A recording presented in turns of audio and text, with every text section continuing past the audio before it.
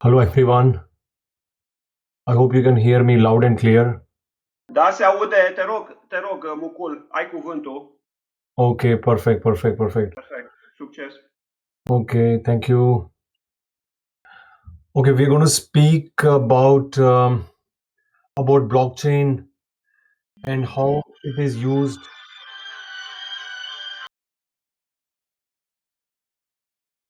Okay, so we're going to speak about blockchain and we're going to see how it connects to management space and to understand how we can use this technology to manage, maintain, and create various investment assets. We have to first understand how the blockchain works, and I'll give a brief introduction of blockchain.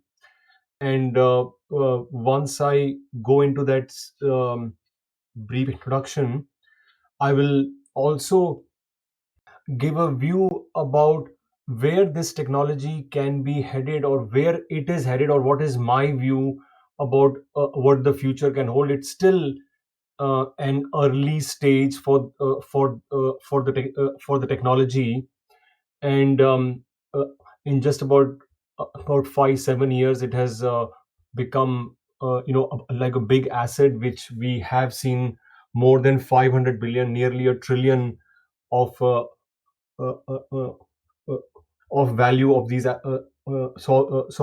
these assets.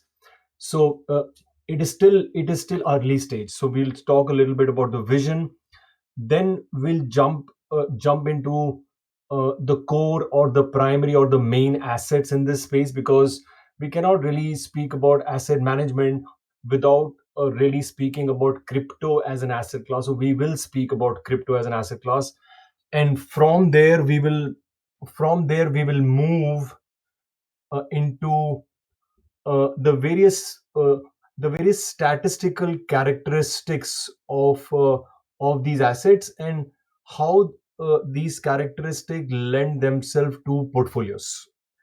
And once we have talked about this aspect, we will get into how AI and ML can be used in the crypto space and how it connects to that space. And finally we'll conclude with some use cases which could be built and which could be very valuable for the industry. um, there's not much reading material or literature available out there when we speak about use cases or how blockchain can be used, and especially when it comes to the asset management space.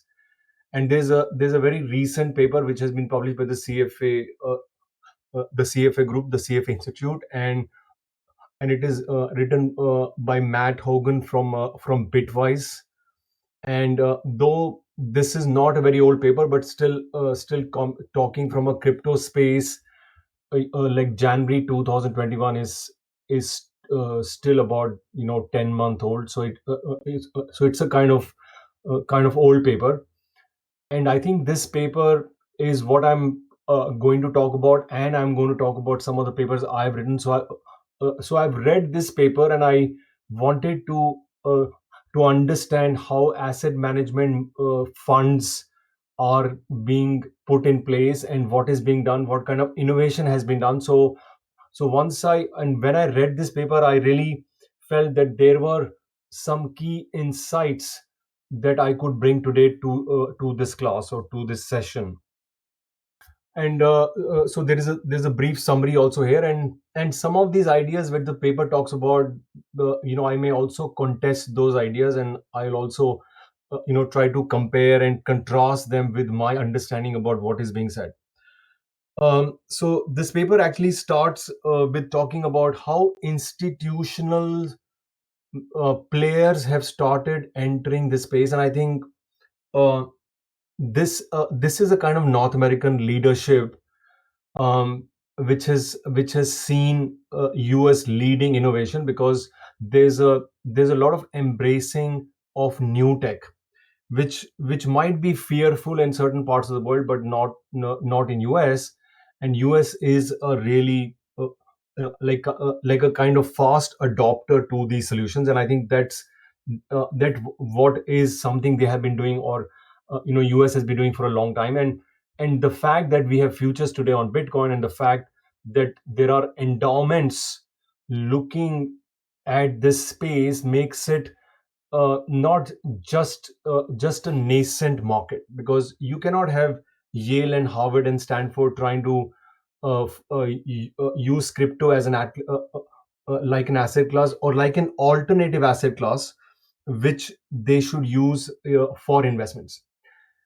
And maybe you are aware that when it comes to institutional players like pension funds, endowments, uh, they are they are kind of early adopters in when it comes to alternative asset class also, because VCs, for example, have been adopted by some of these endowments in 1975. So you can imagine that there is a kind of appetite for risk when it comes to institutions. And I think that is really an important aspect of this place, because when institutions start to look at an alternative space, it is no more, uh, we may say, the world wide west, right? So there is a certain substance and a certain value and a certain maturity that comes to the place, and I thought I should point that out. what is the what is the primary problem which blockchain, or a general purpose technology like this solves? And I think that's very important to drive home the point about, or build into the point of asset management space. And and uh, you know I saw this citation there, and it says that most of our lives are online, or we are living a digital self. And I don't know whether you have seen Microsoft and Facebook coming with avatars and virtual selves. uh, and we cannot really expect that the currency might not transcend into a digital context. And I think that is a real thought, in terms of you cannot keep something controlled and move everything to an online world. I think that's a really, uh, maybe driving this change, that we cannot have just digital self and connect with an analog side, or connect with a non-virtual just connect with non-virtual assets in our day-to-day life. There has to be this whole transition towards digitalization. So I think that was a great point of view mentioned in the paper. And then primarily it comes to about databases. And though I'll give a brief introduction, but I don't want to delve in detail about this. But this is something we should all know, because if we speak about blockchain, then we should know that it's a database. It's a decentralized database. Everybody has copies of that database, and hence there's a kind of reconciliation that is happening across agents and across nodes, and not one person controls the ledger is controlled by everybody. Who owns what is available to everybody. And I think that database context cannot be forgotten, or cannot be not understood. It has to be understood for us to build something on this. There is a kind of 6-step process how a block is being written, and I think that's also a very valid piece that we should understand. I'll show you some illustrations later. And what was new for me to find out was that even though there is quite a visibility of Bitcoin, there are only about 46,000 nodes, or 46,000 places as of 30th September, which had which had this capability of this reconciliation, or had the ledger in place, and which I somehow assumed would be a larger number, but it's still larger than any other kind of reconciliation which happens with banks or other institutions. And uh, there's the authors really talk about an unclarity in terms of we do not know all uh, the future applications that will come, and that's something which they kind of proceed with caution, that we do not know what will happen to this tech. And I think that's a wiser view to take. But one thing which comes very obviously clearly out is that the transaction costs have been reduced to a fraction. In You can send $1 billion for over a Bitcoin network for a very marginal cost, and that is the biggest use case when it comes to crypto assets or blockchain. And so this is on the structure side or architecture side or the database side. Um, this is what I had made some notes here, and I thought they might be valuable to explain what are the kind of 6 steps that are there. So it starts with a transaction. It starts with the transaction, and then once there is a transaction which has to be defined, then there is a creation of a new block. And once there is a creation of a new block, there are signatures of the counterpart parties. Once uh, there is a signature done, that is step number 3. There's a cryptographic hash, and that's the fourth number step, and then that is confirmed. And once it is confirmed, a block is added to the chain, and hence blockchain. So these are, I thought, 6 steps that could be valuable. These are from my Kaya notes, from my level 2 readings, and this was an essential reading on blockchain. Now I'll get into some more of the foundational concepts that blockchain drives, and these are scarcity, because as you know, that scarcity uh, is only uh, something that we see in crypto assets, that we cannot keep printing or circulating a certain number, or we cannot just multiply or print money. And this is what crypto assets really solve, that they have fixed the 21 million units of circulation, and those units cannot increase, and hence there's a certain scarcity. This kind of goes back to the gold era, or the back in Bretton Woods, where gold uh,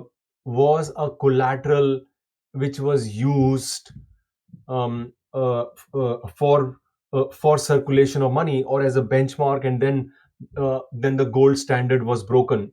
So I think somewhere this whole philosophy that we cannot simply live on printed money, or we cannot just print and spend. There has to be a certain accountability that has to come, and I think this is really a valuable feature, because in the world of printing money and inflation, as we are seeing, we cannot um, undervalue the idea of scarcity, at least in terms of an asset class. So I think that's a very important point. And also about ownership rights, because if you own something and that is backed by something that is scarce, then naturally you give that ownership right and like a kind of aura, which would be less valuable if there was no scarcity with which you were valuing the ownership right, or saying uh, if somebody had ownership right. So it's a kind of gold standard that is backing a transaction, or backing the ownership of an asset. And this is is a foundational concept which is very key when it comes to crypto and blockchain assets. Are you still with me? You can hear me well? I can slow down if you want.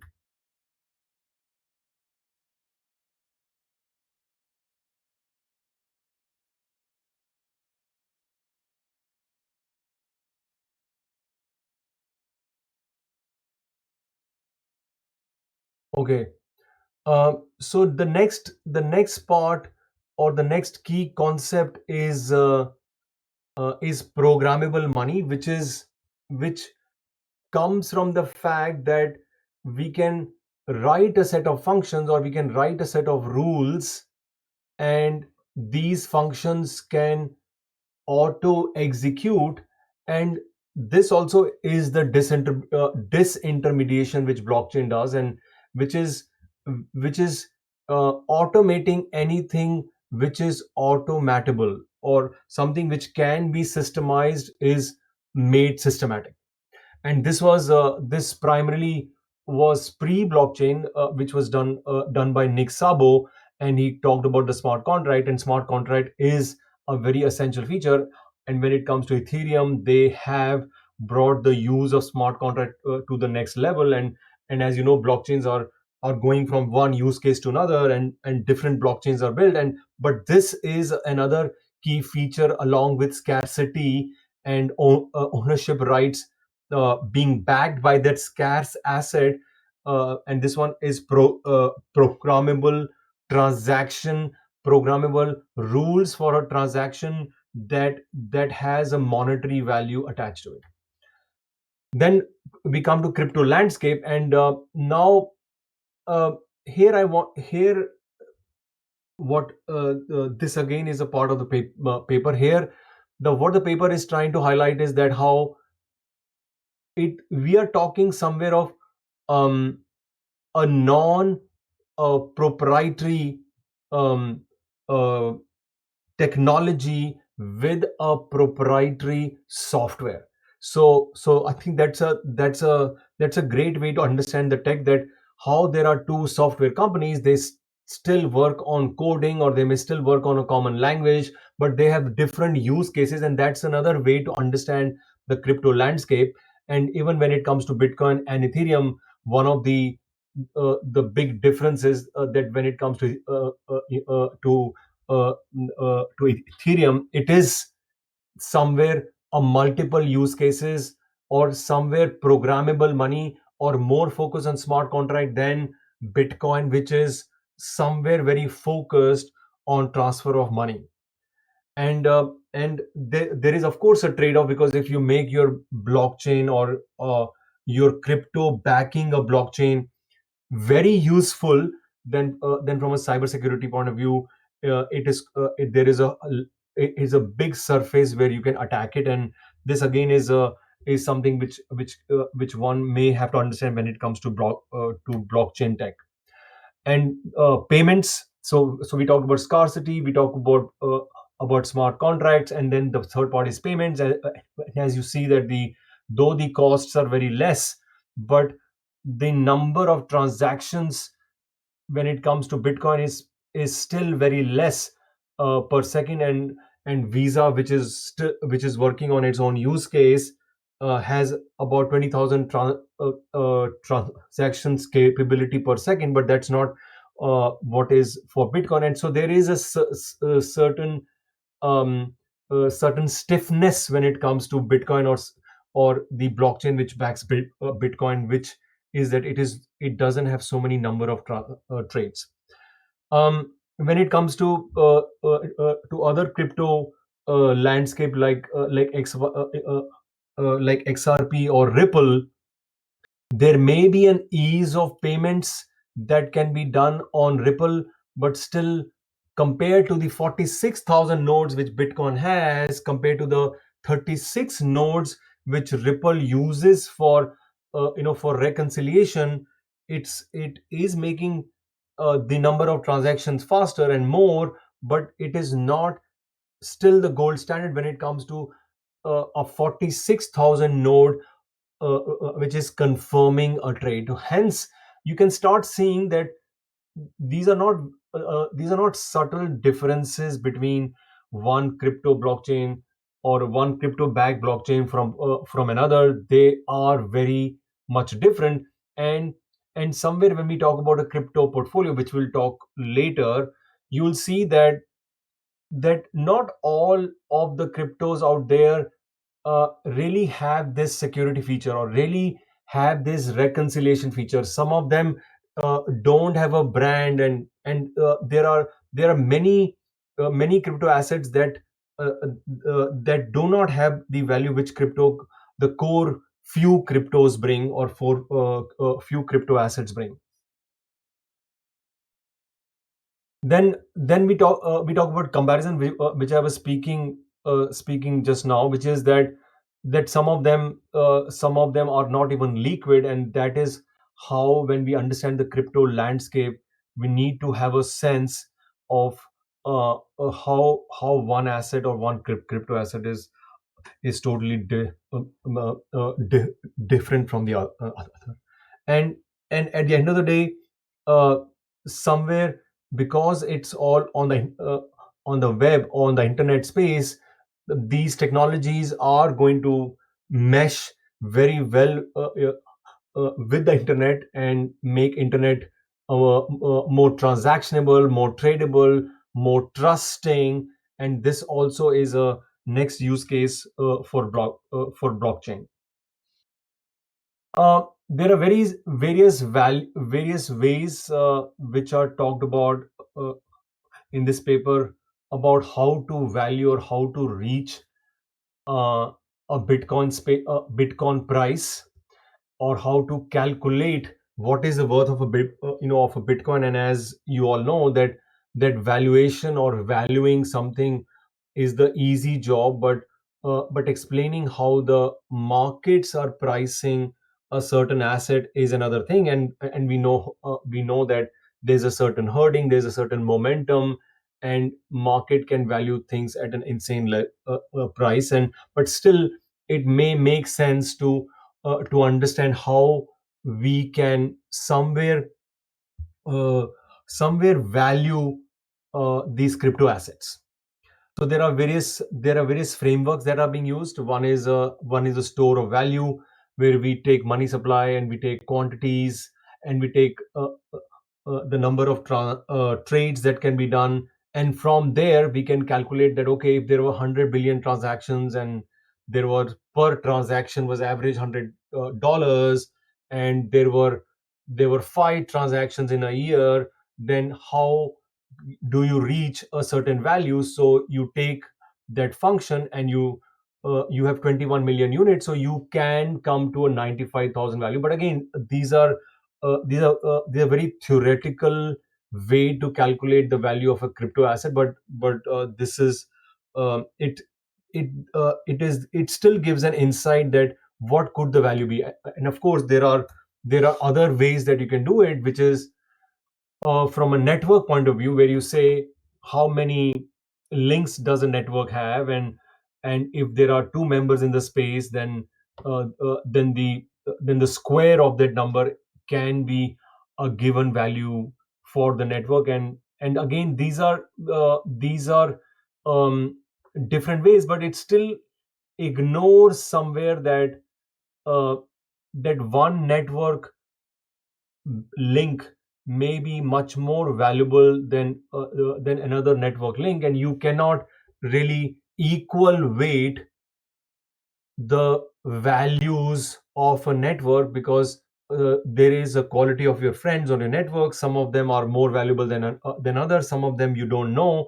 So hence, from a network valuation perspective, or a network links uh, links qualification perspective, a way to value crypto from a network theory, or the Metcalfe's law, is has some challenges. But that's another way to look at the value of crypto assets. Then there's a cost of production value, which says that how much does it really cost to mine an asset.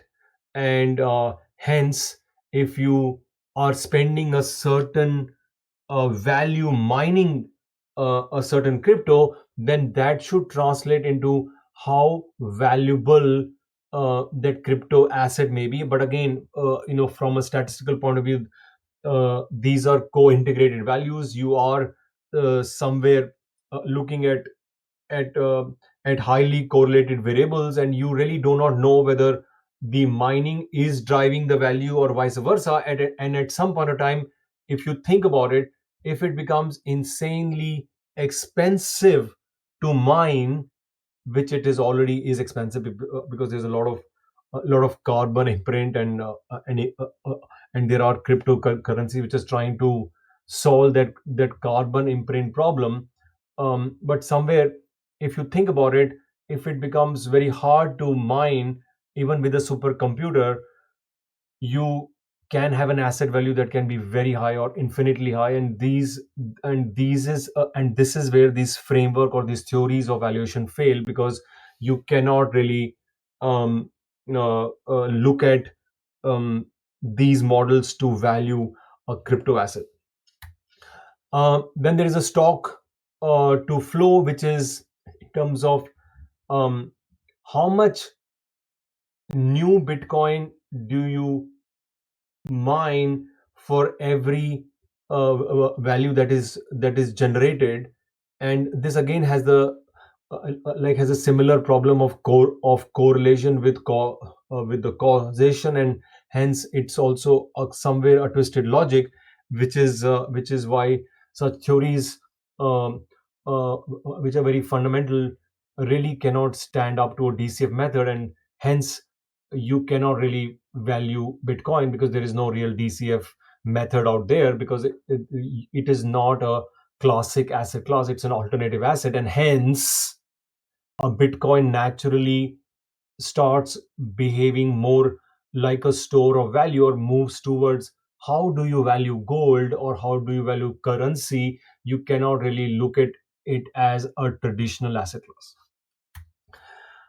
Then now we jump into another part of the process. If there are anything which is not clear, if you want to ask something, please, you can. If you want to pause me here. Do you think that the future? Let me see. Uh,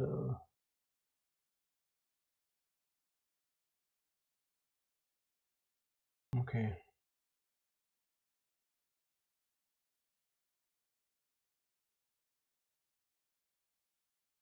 Okay. I don't. The question prompted a bit. I'm new to this tech. Uh, Let me see.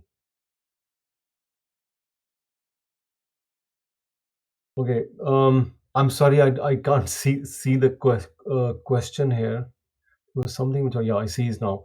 Uh, do you think that the future of payment is with payment in cryptocurrencies? Um, the see, first of all, it never gets into 100% um, adoption or 100%. Things run parallelly. We cannot really uh, think of a world in which current conventional currencies will stop working. They will be adopted. They will have central banks. These all things will coexist. So there's not a black and white or very polarized future, because that is not how nature works. But I strongly believe that because of the adoption at a state level, at least in some countries, and some countries are even going and making it as a primary currency, I really see no reason why this that we will not have on our iPhones a very regulated crypto way to pay for things. And I think that maybe Bitcoin might not be able to bring Bitcoin for a day-to-day use, but I think that we will have cryptos that we can really buy coffee or we can use from day to day, based on the regulation or based on the state laws that you are working under. So I believe the answer is yes. We will see how it goes. So now I go to into a vision or into a process um, where I'm talking about how I see this next step evolving. So I think from that point of view, I this question was very timely. Uh, what is uh, what is potentially going to happen? Because asset management is a potential use case. Of course, we can talk about crypto portfolios as an asset management space. We can talk about Bitcoin as something which gives negative correlation to our portfolios. We can talk about robo advisors offering crypto also to their investors, and so on and so forth. So there are use cases on asset management that are already happening, and that are obvious. And this is why this paper of why you should be investing in a 10 cryptocurrency portfolio, but it is still a future in terms of how an asset management company is very integrated in this process, not in terms of just bringing crypto as an asset class, but also in terms of using blockchain for settlements, and using blockchain for attribution, using blockchain for many other compliance purposes, where the compliance cost reduces. Because why do we need compliance? We need to avoid the bad actors. That's why we need compliance, and blockchain is designed to avoid the bad actors. Hence there is a huge use case of blockchain in the asset management space, where we can avoid bad actors and while we reduce the compliance cost. Because compliance is not just about cost in terms of real dollar value. It is also the cost of time and resources and hiring and technology that goes with it, and so on and so forth. So compliance is a huge thing, and I'll speak more about it as I go into the process. But what I'm talking about here is more of this intelligence vision, which is very critical for asset management space. Because though there is the writing is on the wall, and Standard and Poor, which is the biggest indexing company, keeps saying that you should not be active, you should be only passive, because 90% plus of active asset managers don't deliver. And because they don't deliver, active should die. But just because it is not delivering now, or a significant part of the active managers are not delivering now, doesn't mean that active does not have the capability to transform itself. And so that's where I am coming from, that active management, which is $65 trillion, it has the power today over $35 trillion of passive, the $100 trillion pie. And even if the $35 trillion says active should die, that is not how nature works. So there may be an intelligence problem today, not because there was an intelligence problem yesterday, or there was a problem day before yesterday. Active management has become challenging because the way we understand markets and the way we understood markets is changing. And because it is changing, the complexity is increasing. And because it is increasing, our ability to mine for performance has reduced. And because our ability to mine for performance has reduced, that is why we need intelligence ways to take the performance to the next level. So I believe that blockchain has a capability to bring out that new intelligence, which can be adopted uh, by the investor community at large, and by active management manager themselves, so that they can transform the business and hence fight back with passive and say, no, we are not going, we can deliver alpha. and alpha is, in a very simple way, outperformance above the benchmark. And 90% according to Standard and Poor, which is a kind of conflict of interest, or that you are talking your business is better by telling the competitor is doing a bad job.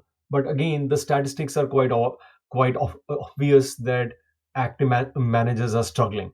So this vision that I have is in terms of blockchain becoming a technology allowing intelligence for everyone, is what I'm depicting here. It's written in one of the white papers of Alpha Block, but I'm reiterating here along with this CFA writing that I just explained, and I'll talk about the CFA paper again a bit by Matt. I have met Matt in one of the ETF conferences. It's a great paper, a must read.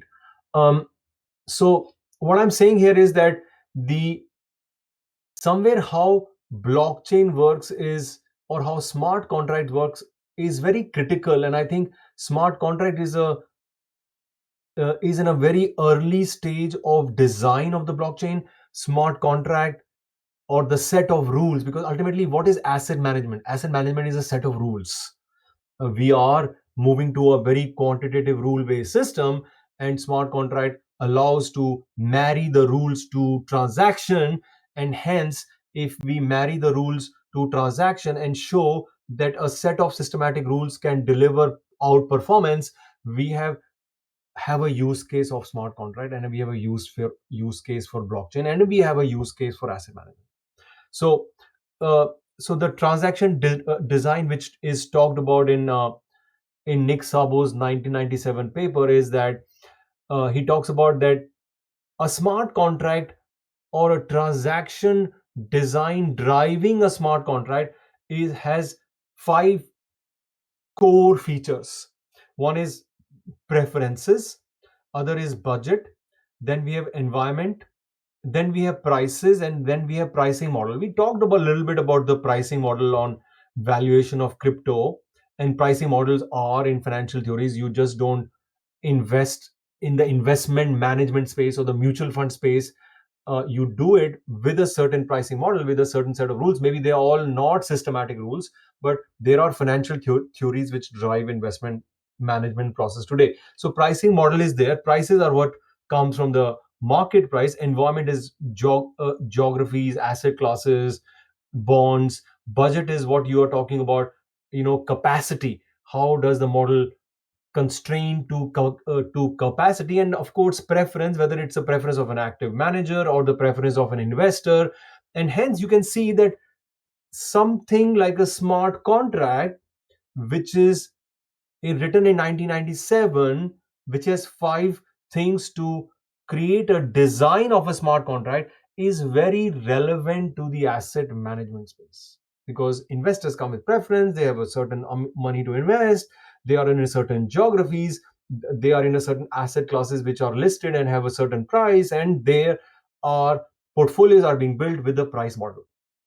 So which means that uh, that if the smart contract is already ready for an asset management space, how can we build these set of rules which are which can allow us to build a new future of asset management space? Means uh, or build some part of the asset management pie, or some new innovation which can uh, compete against passive. Are you all clear what is passive investment and what is active investment? I hope that is a point that is clear to all of you. Maybe I can give a few second elaboration here. When you buy S&P 500 and you're expecting S&P 500 returns to be your returns, you're talking about passive investment. When you're saying that I want to buy 30 components out of S&P 500, you are talking about active investment. When you're selecting, or you're timing, or you're differently weighting you are talking about active out of S&P 500. If you're not doing selection, timing, and asset allocation or weighting, you are doing passive. So this is a very clear differential between active and passive. And so in a blockchain context, there has to be a process, or there should be a process which can allow us to be able to marry the asset management process in a blockchain context, and such a context should be able to do many things, and we call it data universality, where we say that that the universal features are that that if information had an architecture, if information had a mathematical structure, if information lends itself to predictability, and I know that some of you are CFAs here, and maybe you have read Granger's paper, and you have read other behavioral finance literature, and you understand that that behavioral finance and many of these financial academic work says that predictability or timing is a very difficult job, and it cannot be done, and what primarily can be done is asset allocation, and but prediction is a very hard science. So if there has to be an replicable structure, it has to have anticipatory element in it. Otherwise, in a blockchain context, building set of rules which cannot know what's going to happen tomorrow is a useless use case. You cannot have an asset management use case on blockchain, or at least the problem that is to be solved about passive and active, that cannot be solved in blockchain concept. So if you have to solve the passive problem, you have to have intelligence, and which in a very uh, simple structure is I lost my slides, just a minute.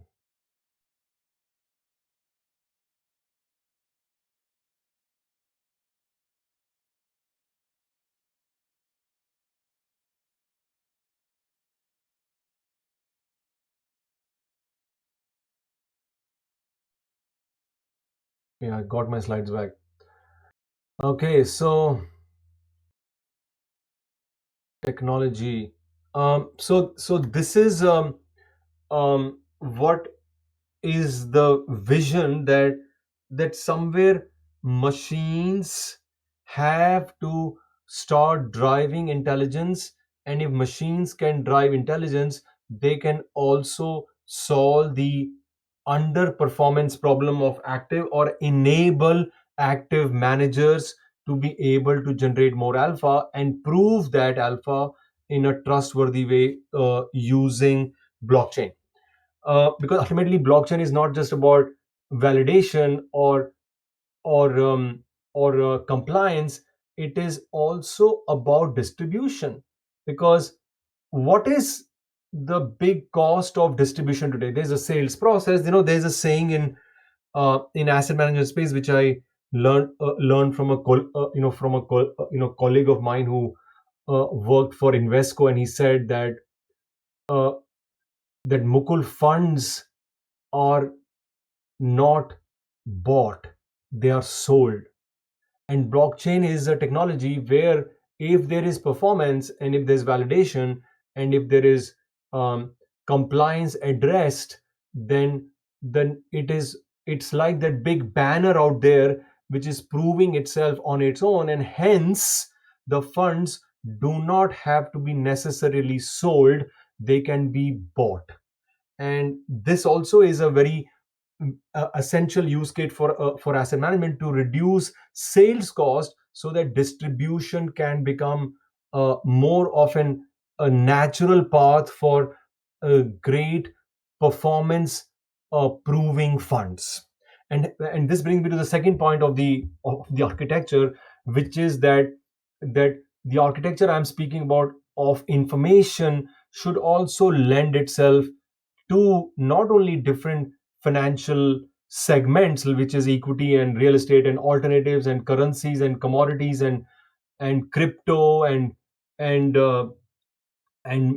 other alternative assets and conventional assets, but also lend itself to intelligence per se, which may not be just financial, it may also be non-financial, because in a non-financial world also we need intelligence. And as uh, some of you may already be aware that alternative data is big time used today in asset management. People are using Twitter data to predict stocks, and they are building funds on Twitter sentiment. And there's a there is a whole set of, Quandl um, was acquired by Nasdaq, because alternative data is the new gold mine. Because if you every data is already available on Bloomberg, then you need new insights, and you go for new data sets which are not out there, and hence you try extracting more intelligence from it. This again is the is how information itself is transforming. That what new information can I get to have a further insight into my asset management process. And this again is how information is transforming. But I believe that the information architecture path is a more replicable, less computational heavy, less data light. If an architecture like this can work on every alternative data or conventional data, then that has a more uh, uh, adaptability to blockchain. And that's why we call it that the process of information architecture relevant and adaptable to blockchain could be domain agnostic. This is another paper which kind of reinforces this vision, which is that web is a bow tie. This is a paper written by Yahoo researchers back in 2000 and even earlier. And they talked about that irrespective of the way you slice the web, whether you slice it for Romania or you slice it for for language websites, or you slice it for poetry websites, or however you slice the web, it has a certain structure. And there are some pages which go in, there are some pages which go out, there are some pages which are core, and there are some disconnected pages. And in term that the web or internet has a structure, and it is a very unique structure, and irrespective of the content there is a structure. So if internet, which is informational, if you slice and cut and dice it and it has a certain structure, then how can the how can the vision of an informational architecture be lost in terms of an asset management context? So so this uh, uh, this is the kind of future of web that I'm envisaging, or we are envisaging at Alpha Block, where we say that there's a certain user who belongs to a certain domain, and that domain creates a certain data, and domain data is very much on the cloud. And that is what is the current state of data on the web. Because if it's on the cloud, we are no more onto a social web, we are into a web 3.0, which is a computing web. And the computing web, or the 3.0 web, easily translates. Because we have so much data, there has to be algorithms mining the data, understanding the data irrespective of its content in a very contextual way. And if that is going to happen, and those informational architecture is intelligent, then naturally we move to a web 4.0, which is intelligent web. So this is the vision of the paper, and how a set of rules can extract intelligence irrespective of the content. And if they can do that, then they can build smart portfolios in Romania, they can build smart portfolios in US. They don't have to have a geographical bias. uh, if uh, uh, if they have to beat the market, they cannot just beat the market because there is a certain geography. They beat the market irrespective of geography, irrespective of asset. And that is how the blockchain could be used by in terms of alpha context of asset management.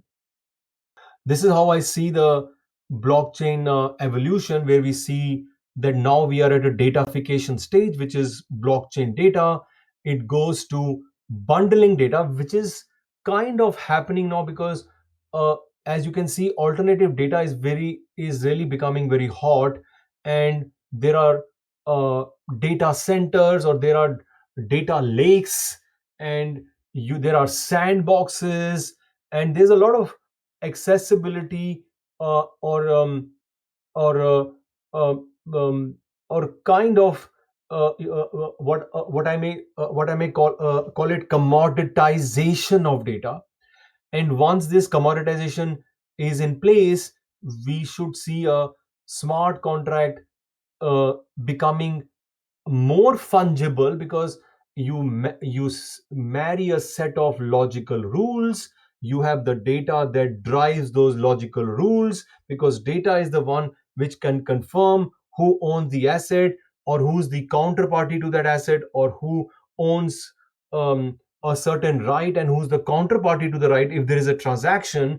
And hence smart contracts become relevant. So blockchain data, data bundling, smart contract fungibility, which I believe that some of these steps are already in place, and it's not like a sequential step that first this has to happen and then the exchange has to happen and then something has to happen. But these are all already happening, because we already have exchanges which are working on blockchain, and we already have an ecosystem on the blockchain. It may not have matured to mainstream, but it is still there.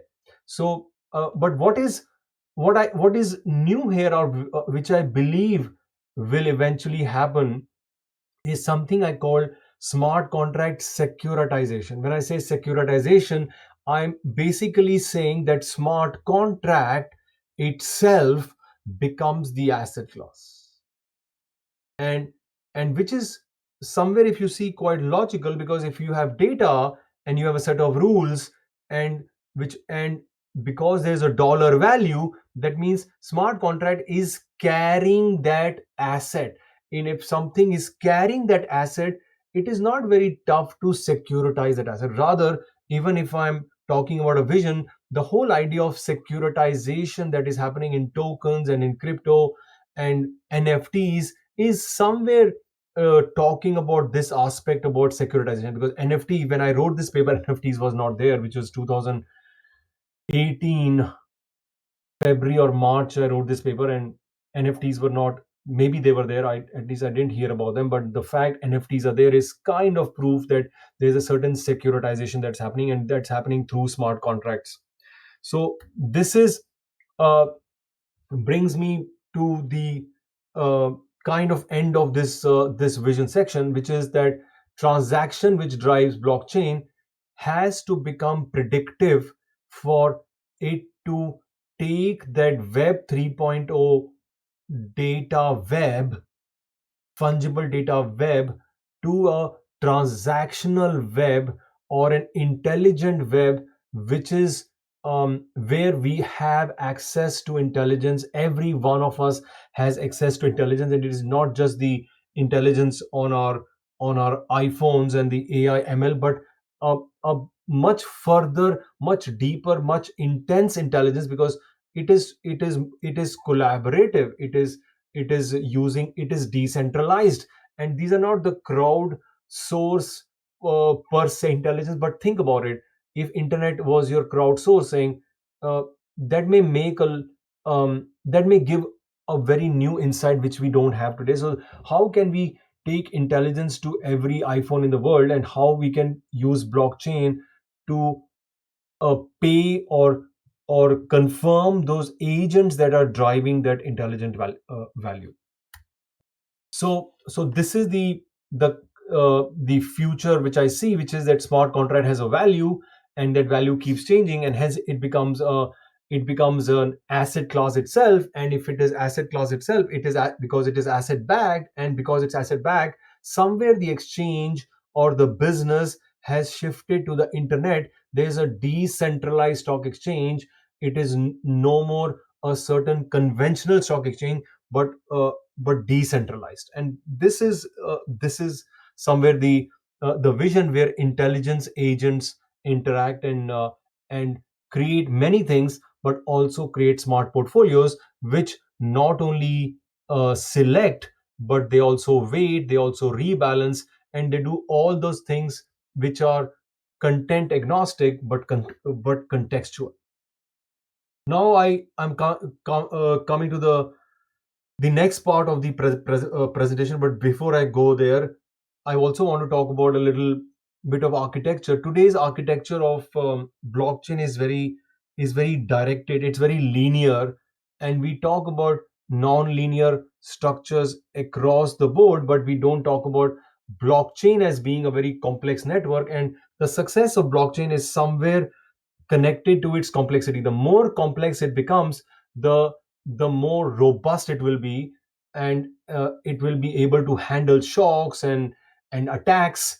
And for that, such a future of smart contracts is very needed, because when smart contracts become assets which trade on the web, then blockchain ceases to be very linear. It becomes very complex, and hence something which can be married to the internet. So now I will go to this other part, which is the crypto assets. I hope I'm keeping track of the time here. Uh, okay, so now the crypto asset part, which I think is also very valuable, because we are now getting into more hardcore asset management discussion, now that you have a clear structure of understanding of how smart contracts are, how uh, architectures are, or how the problem of asset management is of intelligence and compliance and distribution, and its big challenge with passive, and how smart contracts can be married to these processes. We can start getting into the assets per se.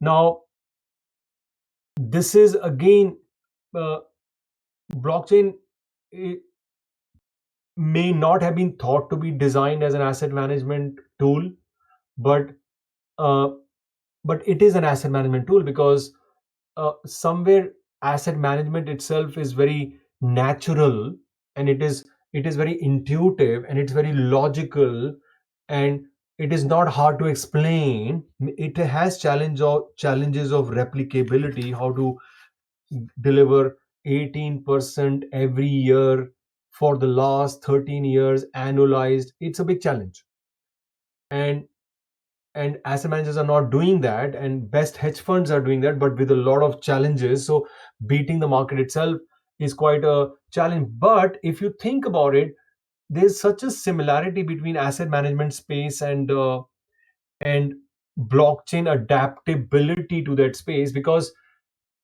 when you talk about a benchmark, or you talk about uh, portfolios, or you talk about investing, or you even talk about trading, you know that the 80/20 rule is very clear, which is that 80% of your performance is coming from 20% of your selections, or 80% of your trades are not delivering 80% of your returns. 80% of your trades are delivering 20% of returns. So it's a very natural law, which means that which is also seen in crypto assets, that 60% of all crypto valuation is fluctuating inside Bitcoin, and the rest, and 80% of the all valuation is in the top 10 assets. So it's very much like the asset management space, like we are seeing in, whether we see bet 10, or we see S&P 500, or we see any market or any structure, we'll still see that value is in a few companies. A few companies are driving the most of the value, or own most of the value, but it is not homogeneously distributed. Everyone is with me. It's all clear till now. Am I too fast, too slow? Should I pace up? Any thoughts?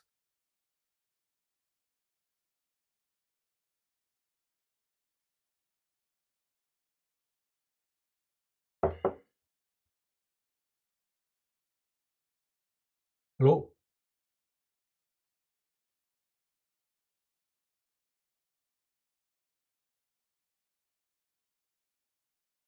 I hope I'm not speaking alone.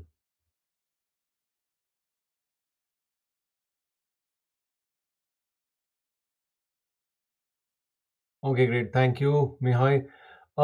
So now this is how uh, the Bitcoin is in terms of a price chart. It's a logarithmic chart, and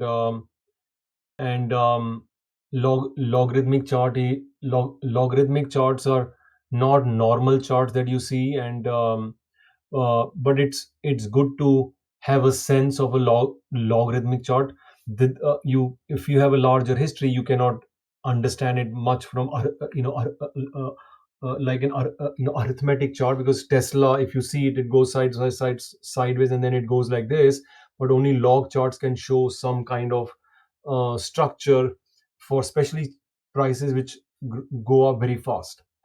So this is the chart of Bitcoin. Now this is somewhere a performance chart. I thought it was a good chart to look at, a good table to look at, and what I wanted to highlight, and from there, and which is also what the author talked about, but I still thought there were more insights that one can derive from here. Which one of them is of course that which the author also cited, that there are very many bear markets or very many drawdowns that have happened in the Bitcoin space. So 57%, 73. So there are kind of secular drawdowns or secular bear markets along with board. So it is a very choppy price action along with the large returns that you see, which is what has primarily excited the asset management space of this asset class, because there are huge returns to be extracted. Even if there is volatility, there is a mean variance structure here, and um, but I think that more than the certain drawdowns, there's also another feature which comes out of such a table, is that something like a large percentage return can happen in just about a quarter. It is not a very secular trended, but because it is choppy, it clusters uh, very fast on the outperformance side, and it clusters very fast on the negative side. So this choppy action is where the somewhere the asset class is in early stages of maturity, and which is where these this choppiness action is, and this is a kind of hallmark of new asset. Because if you see, go back in 2004, back to Romanian markets also, you see that how there was a lot of choppy action in early 2004, and which led to the huge rise in 2007. But there is a certain up and down, or or large stage secular movement, both up and down. This is another interesting chart, which is about the volatility, which is very essential for asset managers, especially if they want to combine this asset class with their conventional asset classes. And at a 200 per person rolling volatility, these are huge numbers compared to what you see as a conventional asset class. So you really have to look at a small portion of crypto allocation. I'm sure from a compliance point of view, this is not allowed, but this is at least maybe not in Romania. Maybe it will be allowed, but this is has to be kept in mind when you combine asset classes or combine Bitcoin or crypto allocation to conventional assets. This is another interesting chart which is talking about how the uh, Bitcoin started as a near 100% of all crypto and moved back into a 30% of the total market, moving back to 60%. This again is a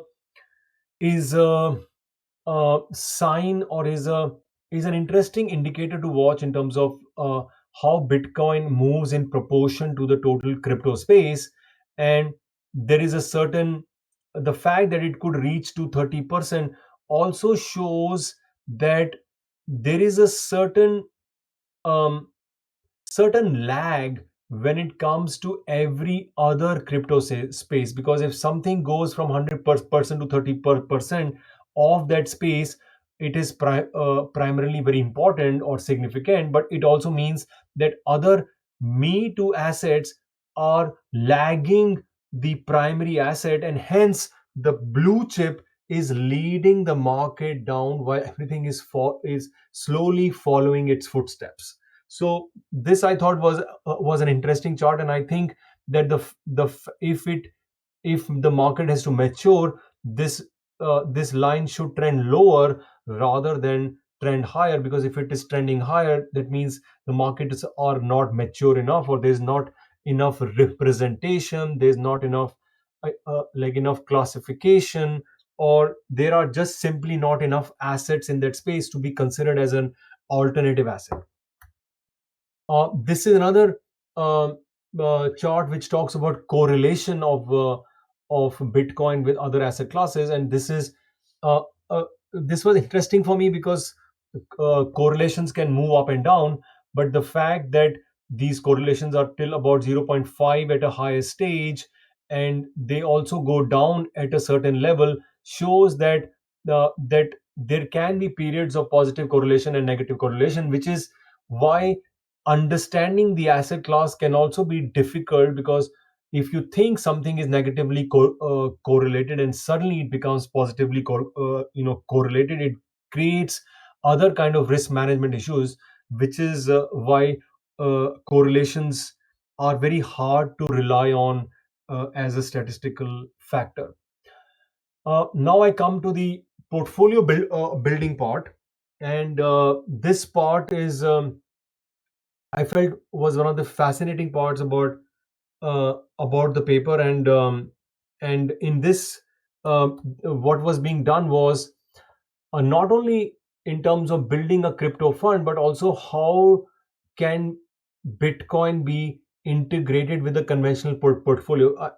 At some level, um, Bitwise or the authors are showing that this is an asset class, or this is a fund which is relevant for you to hold, because it helps your portfolio at an aggregate risk level. It reduces the risk and it increases the return, and hence it's a necessary asset allocation for you, because you are invested in highly correlated assets. Even if Bitcoin has periods of positive correlation, it has periods of negative correlation, and hence this is an asset class you cannot ignore. So this is a cumulative return of the Bitwise 10 index versus the Bitcoin. And what may seem very strange, and when you look at it the first time, is that the 10 component index is somewhere uh, not only more volatile but also better than the Bitcoin, because from a portfolio diversification point of view, we know that if you diversify portfolio, you reduce the risk, and a diversified portfolio should generally have a less return than a blue chip. But this is somewhere very consistent when you see the early periods, and this is what I was talking about, the lagging effect, which means that the smaller cryptocurrencies which have not found their space yet are just following Bitcoin. So Bitcoin goes up, those 10 components go up, Bitcoin goes down, those 10 components go down, and even though they are 10, they're still more volatile than the underlying blue chip. So this is kind of reduced in terms of divergences, but this was an interesting feature which you generally don't see if you would build compare an S&P 100 with S&P 500. You will see that the 500 has lower risk and is less underperforming than the S&P 100, which is less diversified, has a tendency to be better than the or higher in risk and higher in return compared to the 500. This is another chart of the all the 10 components of the Bitcoin index, which of the Bitex index, Bitwise index. and there's a lot of divergences also here, which is makes it difficult asset to understand, and especially if you're equal weighting it. And equal weighting is um, is again a simplistic rule which is not intelligent, but it is investable, and something which is investable does may not necessarily make it intelligent. How can we measure the weight among 10 crypto assets to weigh them differently, intelligently, so that such divergences between assets, crypto assets, are reduced? Now, that is a machine intelligence, because you really do not need you cannot have a human intelligence inside a 10 crypto index portfolio and you say, you know what, I'm going to weigh it based on quality features, and I'm going to give them different weights, and so that my intra crypto asset divergences may reduce. Now, you cannot really do that, and it's not a human task to do that. It's a machine job to understand that how can risk change for a certain crypto, how can risk reduce or increase, or how the historical characteristics are, and how should the weighting change in future so that intra asset divergences may reduce. Now, this chart is clearly showing that if it was an equal weighted index, some assets are going to drive is naturally going to drive the index more than the other.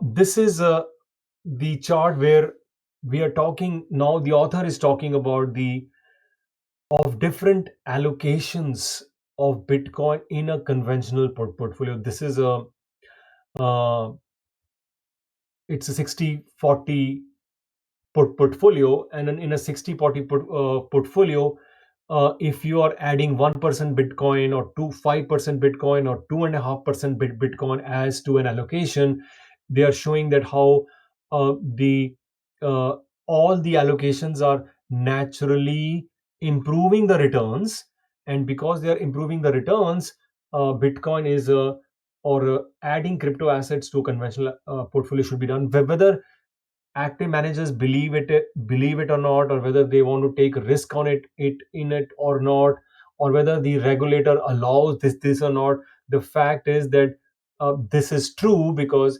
you as an active manager or an asset manager need uh, to bring this uh, less correlated assets to your selection group, because they are the one which actually improve your mean variance situation in your portfolio. Otherwise, you cannot really stand out. If you have to stand out, you have to do something differently. You cannot keep on doing the similar thing and expect to do magic, because you are doing something which everybody else is doing, and hence there is no differentiator. So from a differentiator point of view, this is a uh, is a is a future necessity that you will adopt, even if it is not being done now. But as I mentioned in my first slide, that institutional players are already doing that, and which are endowments which have a different mandate, which have a different compliance, which have a different tax status, and hence they have ability to take longer term bets, which may not be with a conventional asset manager who has to deliver, who's not really working for plan sponsors, or who's not really working for the universities, or who's not working with a in perpetuity. This is some of the returns of the 1%, 2.5%, 5% allocation. And what was surprising for me was that somewhere the annualized standard deviation did not really change, but again, that is what mean variance is about, that you add a non correlated asset, and your return and risk benefit, your risk return equation benefit, and that's kind of clear in this volatility chart, that you have added volatility 5%, 2.5% Bitcoin, but the volatility is not gone through the roof. It despite being a very high volatile asset class. And of course, there are times when it had jumped, but again, 50% cumulative return over this period is also a bit biased, because if you are talking about a trended market, and means September 2020 did include the March collapse, but still this is cumulative, and hence these numbers which are on the higher side also bias and make it easy to deliver 100% returns here. And of course, drawdowns are kind of driven by the traditional portfolio rather than by the Bitcoin allocation, because you're talking only about a less allocation in the Bitcoin.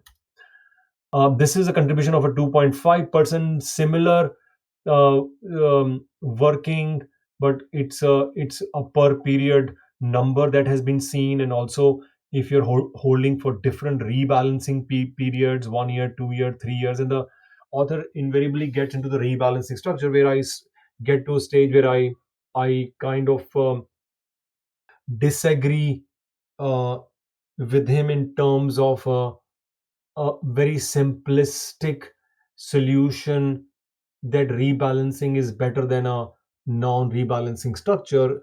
This is not necessarily true, and because it depends on the market regime, it depends on the market structure, it depends on the moments, the statistical moments of the asset class. And if we have a challenge of not being able to understand statistical moment in conventional asset classes, how are we going to understand it in a crypto asset class or an alternative asset class? So it's not just a simple solution of a rebalance structure is always better than a non-balanced structure, though the author has talked about it in a quite a positive contrast.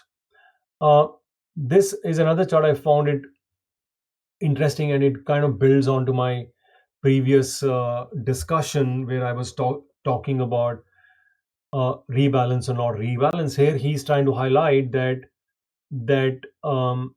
if it was a no rebalance structure with Bitcoin in a portfolio construction method, then there was times then the BTC, the Bitcoin uh, performance was hurting the conventional portfolio, and there was point when it was benefiting it significantly.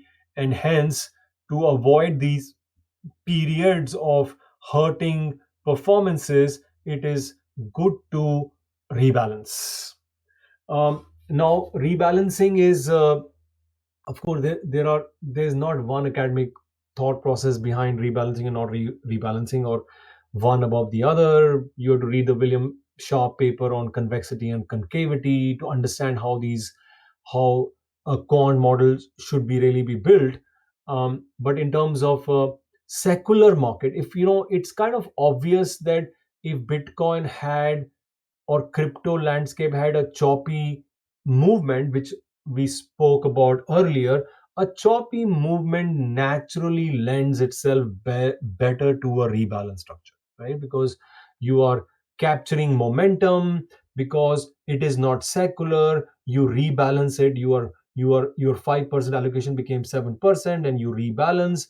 And when you rebalance, the markets go down, and if the markets go down, it is not hurting you as much. And then it is going down, and you're 5% to going to 4%, and markets go up, you go to 4 to 5, and it will start benefiting you. So somewhere a stationary process is essential for a rebalance to work. And historically, at this point of time, Bitcoin has been a choppy asset, and hence rebalance has worked out better. Whether it works out in future or not is more of a regime change we have to talk about. And if it gets into a secular bear, then that same rebalancing also will come to haunt the structure. So there is no real clear answer or straight answer that rebalancing is better than no rebalancing such a portfolio.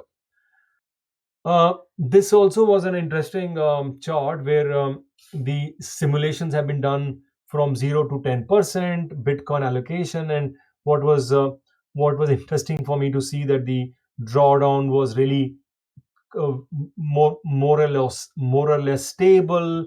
And of course, the sharp ratios had jumped if you do a higher allocation, but the higher allocation with a lower drawdown, with marginally higher standard deviations, is again a kind of proof point that even if you don't want to be in a 10% allocation, a 3% allocation, or a 5% allocation is really positive reinforcement to the to uh, allocating a crypto landscape or a crypto asset, uh, maybe the top 10 or maybe as a fund uh, inside the active process. Okay, now we are coming to the uh, somewhere in the last part of the talk. Any questions till now? I will pause a bit and take a breath, or give you guys a little break, ladies and those who are there, and I can take some questions if you want.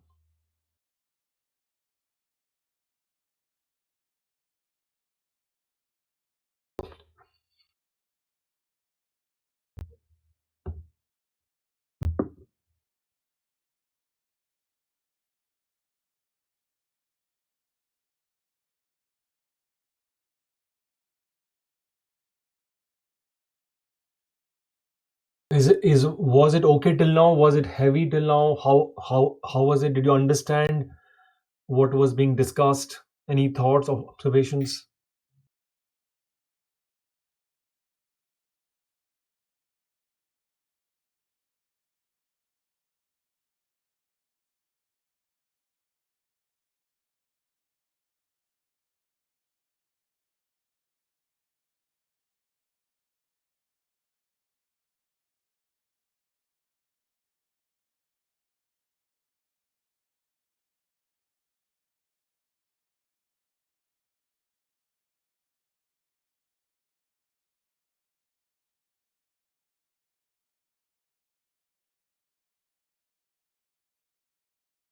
Aline, are the people still here or they left?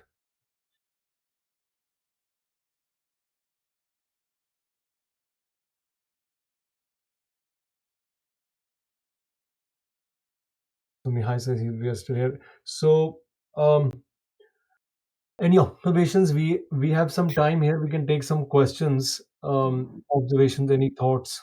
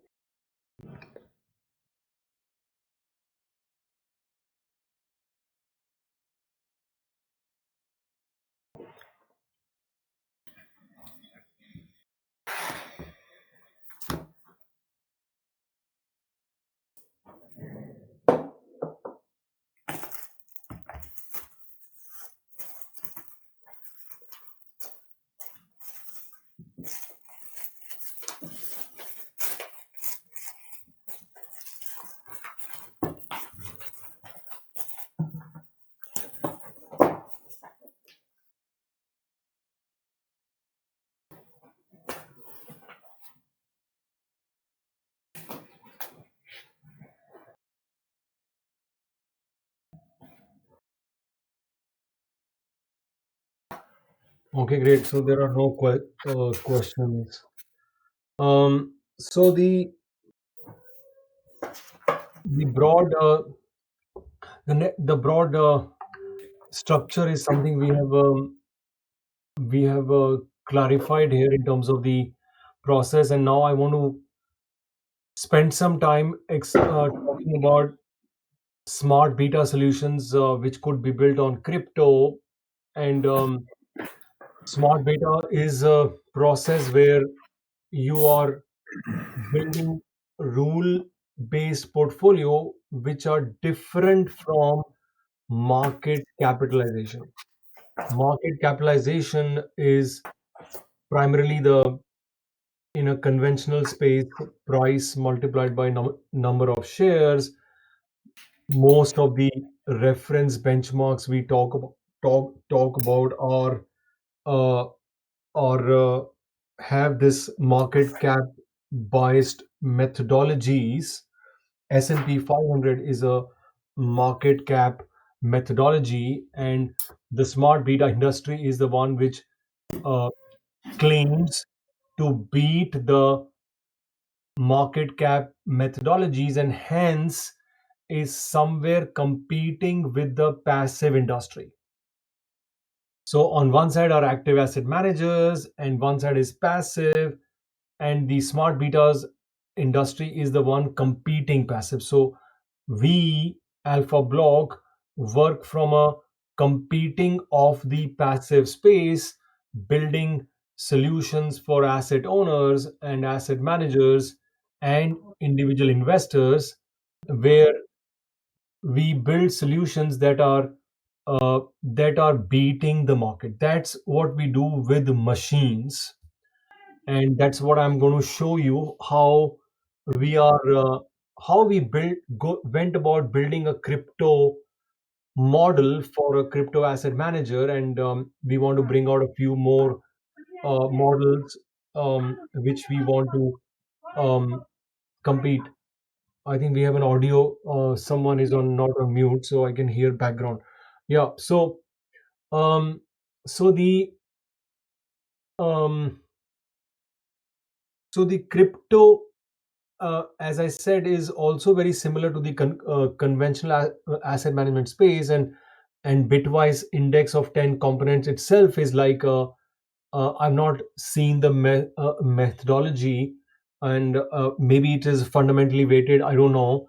Maybe it is weighted on market cap. I have to check.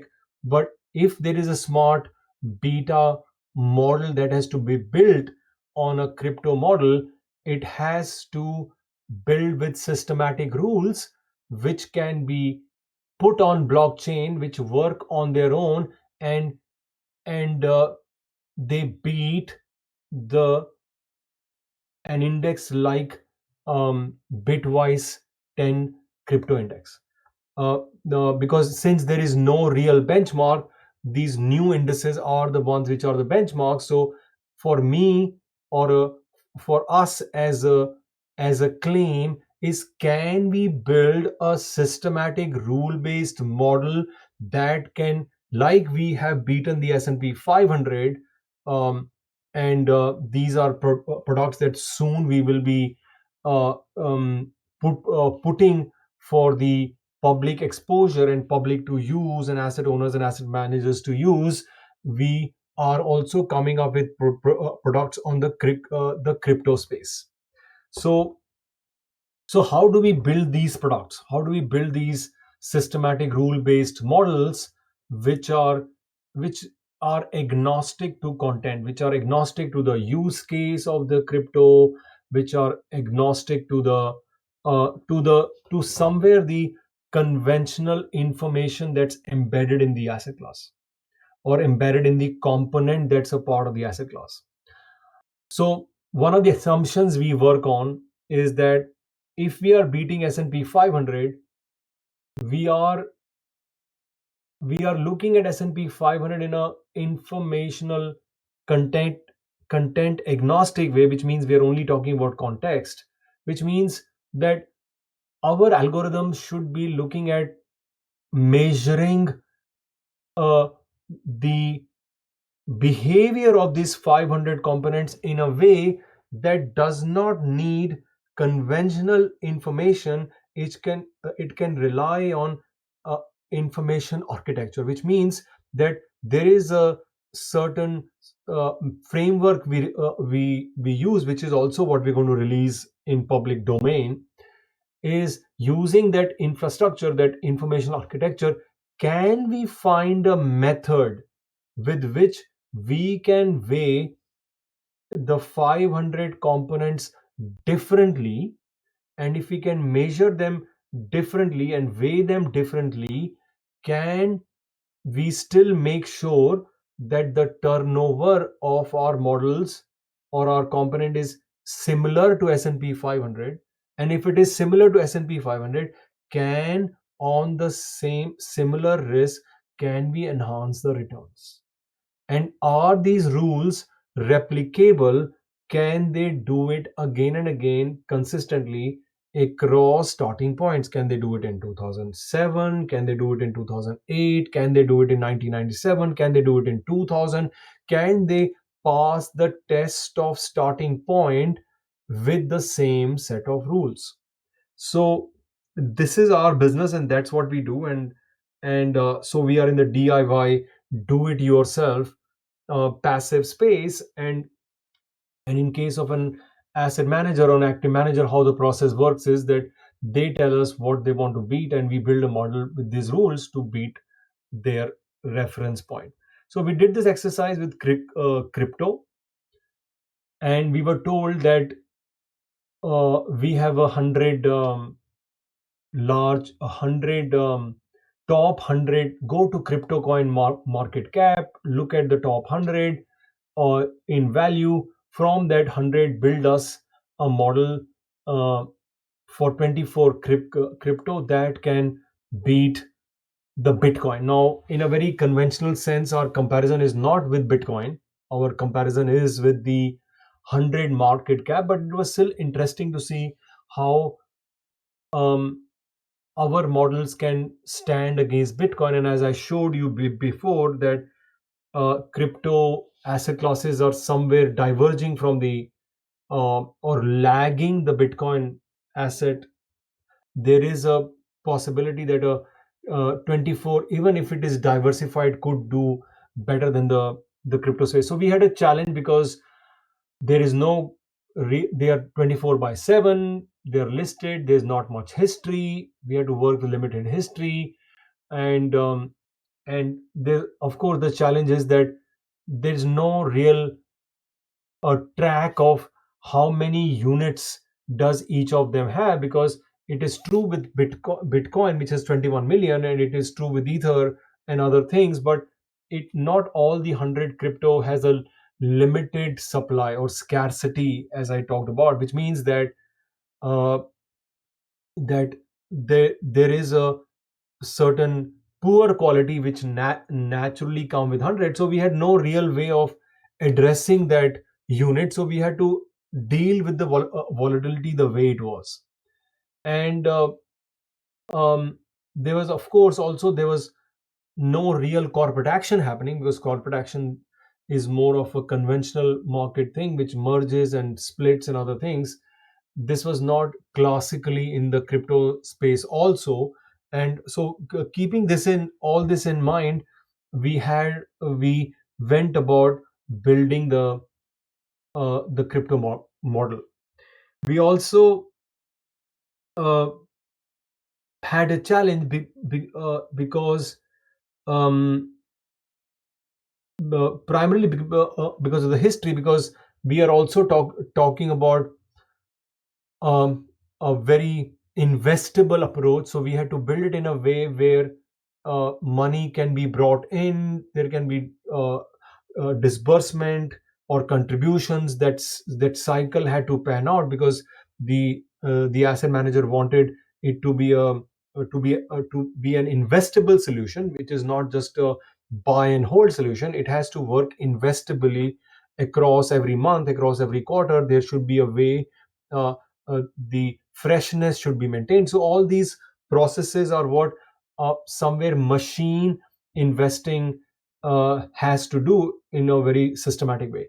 So so when we went about building this process, this is how the our 24 model looked like, which of course we had to backdate it in time. The real process is more of a recent past rather than historical, because history, there were liquidity issues also which we had to cater to, because we had to look at a certain sort of volume that was doing in crypto. And this is what emerged out of the Bitcoin comparison. There was a certain underperformance in the early part of the back dated performance, but going ahead in time, there was a certain investable process or machine process or information content agnostic contextual process which delivered, and we were able to replicate our equity process or commodities process or conventional asset process into a crypto um, um, framework, crypto structure. So it was a proof point for us that yes, our algorithms are really general. And this is a snapshot from a technology that we have built, which we are now making plug and play for anybody to use. And in this model, the portfolio return of 24 components delivered, selected out of 100, delivered about 1000% compared to 576% till date with the Bitcoin model. So now we come back. So this is how we build. Yes, is there any question? Okay, great. So once we build crypto model, now we are launching a few other models in the crypto space, and I'm thinking that even Bitwise index, which is uh, maybe potentially the benchmark or one of the key benchmark, because benchmarks in a crypto space can be established if there are the most assets in a certain benchmark, certain fund naturally becomes a benchmark, because if you're building an intelligent machine learning process, you have to beat such benchmarks to get credibility. And if you have to beat it, you have to beat it in a transparent way so that anybody can see how the set of rules are systematic. They are not just changing every time. So that is a set of indices and models we want to build. On the final set of slide, we talk about attribution and tech tokenization. Now, attribution, from an asset manager point of view, you might be following very well, but if you're an investor, this may not be a process which is very close to you. Attribution in a very simple way is an explanation of your model. How does your model deliver? Does it deliver more because of timing? Did it deliver more because of asset allocation? Did it deliver more because of selection? Uh, how much? um what was the biggest contributing sector, and so on and so forth. It goes about um, um, a post facto analysis, or an ex ex post analysis of the process, understanding the risk and return and contributions to the return is what is attribution. Attribution is where Alpha Block was born, because for us, we could claim that we are have an intelligent process, and our process works, but there was a challenge of showcase that I don't believe it. I don't know how it works. I have no clue how it works. I don't know the algorithms.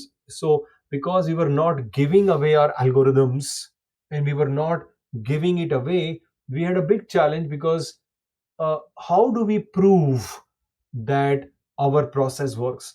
And this is where the business name Alpha Block was born, because Alpha was intelligence and Block was blockchain. So we said, if we put our process in the smart contract and we show this is the data, this is how algorithms come, and this is how they are systematically doing what they're doing, then we can bring trust on our process, and hence that is the way we can deliver our process to everybody in the world.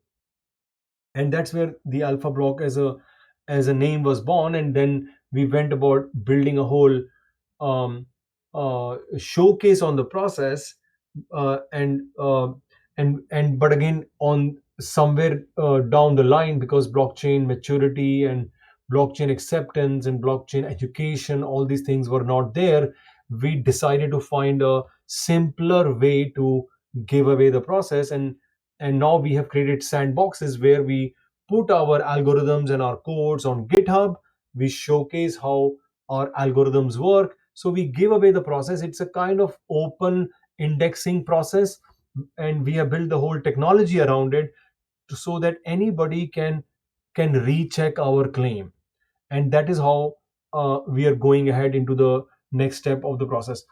So this is a real use case in the asset management space, because there's nothing on attribution on the blockchain. And just think about it, if we leave no doubt about our process, how good we are in terms of our crypto processes or crypto funds or our S&P 500, and we say we beat S&P 500 by 400 450 basis points, 500 basis points.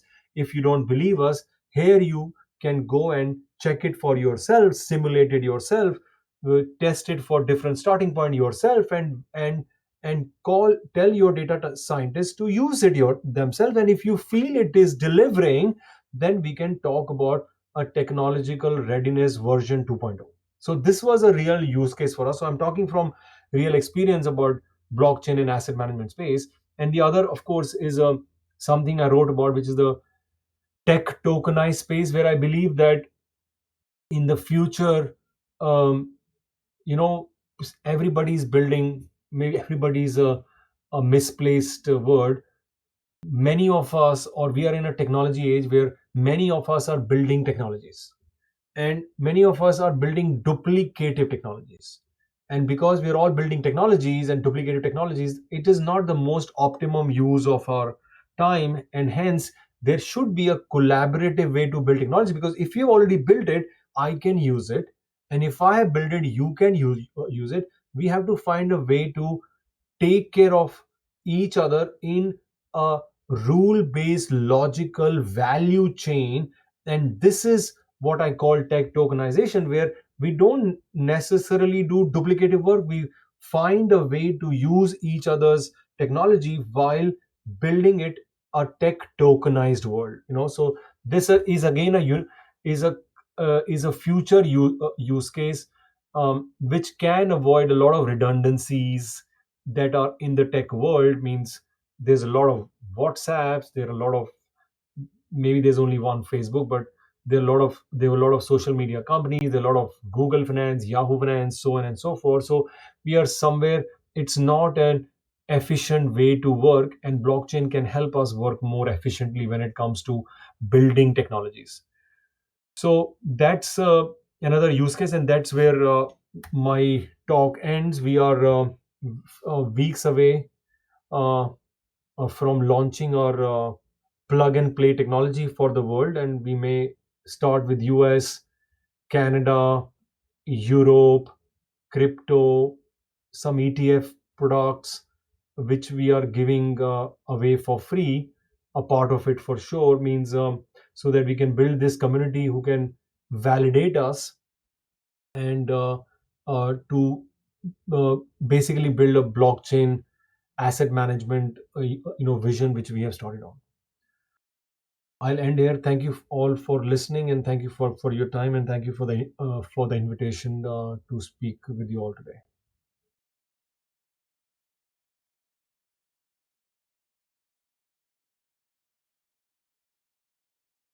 I can take, I can take any questions if you have.